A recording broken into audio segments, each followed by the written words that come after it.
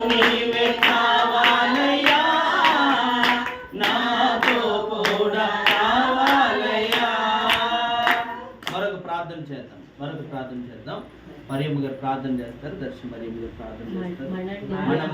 మనము ప్రార్థన చేస్తారు. అందరూ కళ్ళు మూసుకుని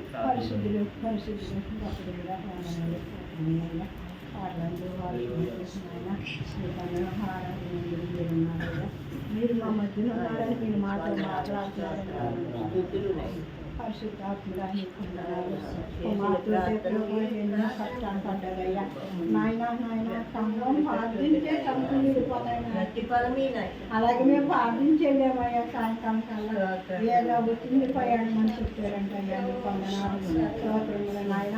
కుమార్తె వెళ్ళి దాకా మీ తోడు సహాయం చేసేయండి అయ్యా. ఇంటి నాయన వ్యవతకి సహాయం చేసిన తండ్రి నాయన. ఆ గృహం ముందుగానే సిద్ధపరచండి అయ్యా నాయన. అందులో ఉన్న బాబాయ్ మామని అందరినీ నాయన మంచి మనసు దయచేసి కుమార్తె ఆదరించారు నాయన. ఎన్ని ఎంతో మంది కష్టాలు పడుతున్నాం. ఆ కష్టాలు లేకుండా కుమార్ ప్రేమించే రోజు దయచేసి వచ్చి మనసు సిద్ధపడతారు అయ్యా. ఏగలాంటి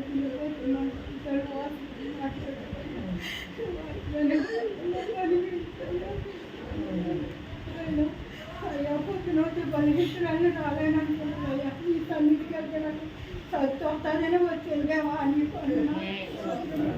ఈ గృహంలో నాయన తీసుకుంటామని నాయన శాంతి తీసుకోవడానికి సహాయం దయచేయండి. ఈ దేశంలో దేవుని కూడా దయచేయండి నైనా. నాయన ఏ కష్టాలు తీసివేసి నైనా చిన్న మందగా గుడి నాయన మా సంఘాన్ని జీవించాలి.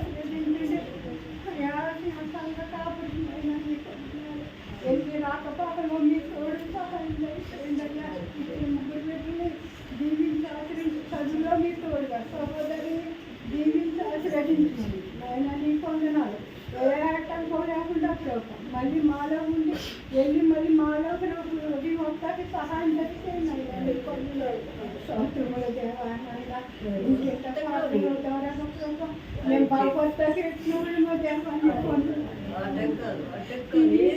నిద్రపోకుండా మీ సన్నిధిలో గడుపుతాకి కత్తిన బట్టి వాళ్ళు ఈ గృహంలో ఇంకేమో అనుకుంటున్నారు ప్రభు అన్నీ నెరవేర్చాలి.